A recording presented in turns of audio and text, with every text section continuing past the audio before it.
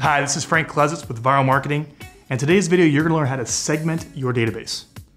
So here at Vyral Marketing, we help you implement the Vyral Marketing plan of building a database of people who wanna talk to you, educating them with passionate and great videos that they find useful, and then prioritizing your phone call follow-up with the people that actually watch them. And in this video today, you're gonna learn how to properly organize your database so you can send more precise messages to the right person.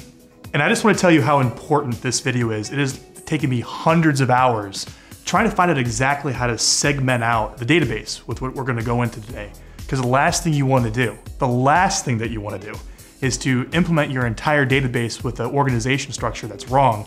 Then you have to go back and do it all over again another time.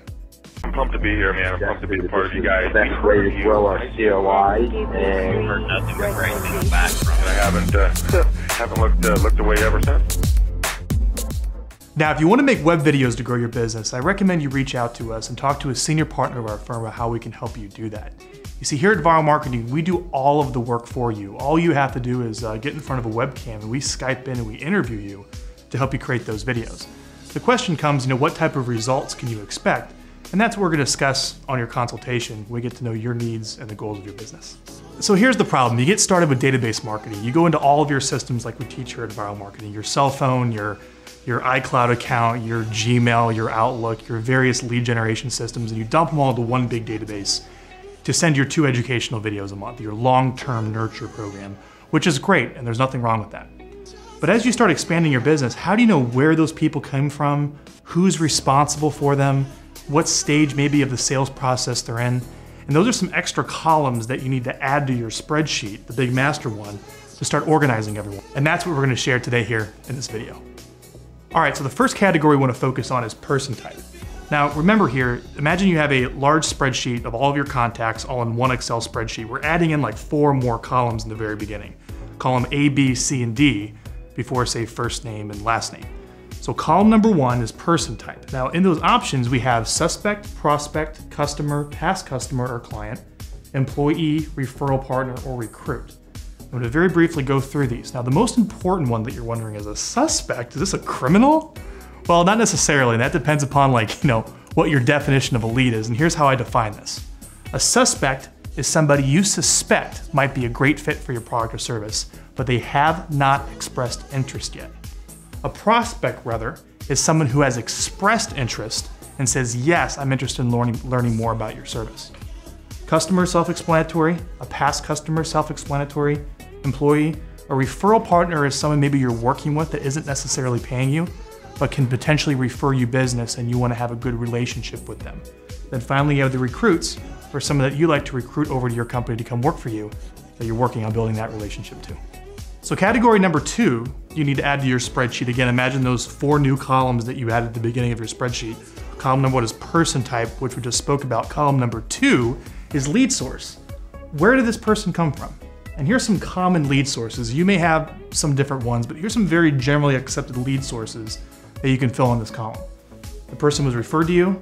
Maybe they came from a pay-per-click campaign such as Google AdWords, radio or television, organic search. Maybe they Googled you and they found you online, maybe one of your videos. Direct mail, maybe a Facebook ad. Maybe you're sending out a monthly print newsletter, which is very common.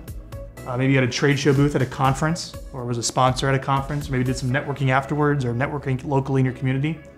For most people watching this video, maybe you're reaching outbound, making outbound prospecting calls or telemarketing, trying to identify someone that you bring into your database.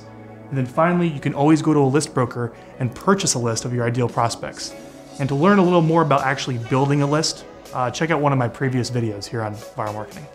So third column, contact owner. Who is responsible for this person? This is important. If you have a lead coming in, or you have a client, who's their account manager, or who's the person following up with the lead to set the appointment for the salesperson, or who is the person working, who's the salesperson working with the person to get them involved with your product or service. Now, when you're just starting off, you're going to be the contact owner of everything because you're a one-person show and you're doing all the roles. But as you grow, you may start hiring individuals to help you out with maybe working with customers or working with prospects or whatever it may be. So you have to make sure somebody is accountable for every single contact in your database. So category number 4 is referral partner. This is the person who's responsible who actually sent you the lead in the first place. And if that's the case, maybe if you're paying $1 per opt-in on your website, maybe you're paying a couple $100 as a finder's fee for someone to introduce you to somebody with an affiliate agreement, this is where you put in the name of the person who actually sent you that lead as a referral partner, so you can track not only this person came from referral, but who actually sent you those referrals. Or not only this person came in from the website, but who sent the traffic to my website that generated that name in the first place. Now I want to give you one more bonus tip that's incredibly important. I know we talked about the 4 categories so far, and I promised you 4, but here's category number 5 if you're still with me. And this is called opportunity stage. Where are they in the sales process with your team? I mean, you know where they came from, you know who they are, you know who's responsible for them. Maybe you know who sent you that lead as the referral partner, but where are they actually in the sales process? And that's called your opportunity stage. You have a new lead, that's right when the new lead comes in, either from your website or you're first introduced to somebody, or you load them into your database. Then you have attempt number 1, attempt number 2, attempt number 3, maybe a few days apart each, trying to reach that person and get a hold of them. And I've seen some attempts, by the way, going all the way up to like 20 times trying to get a hold of someone. So 3 attempts is not that many. Then finally, if you actually get a hold of them, what they're most likely to say is, before I speak with someone about your product or service, send me some more information. That means you make contact and we throw them in the educating stage. Then let's say, yes, I would love to meet with you, let's talk more, that's an appointment. Now once you set an appointment, one of 3 things can happen. They could hire you, which is a 1 opportunity. They may not be interested, which is a lost opportunity. Or they may want to think it over, which means they're thinking it over if they're gonna be won or lost.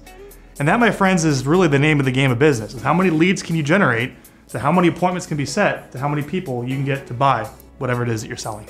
So in summary, here are the 4 or 5 with the bonus categories. You need to add that master spreadsheet as columns or as fields in your contact management program.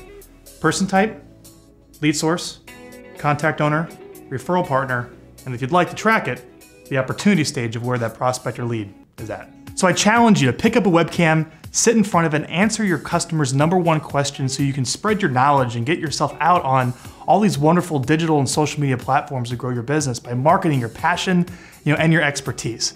Because here, it's not just necessarily about creating, a video to get like one more client.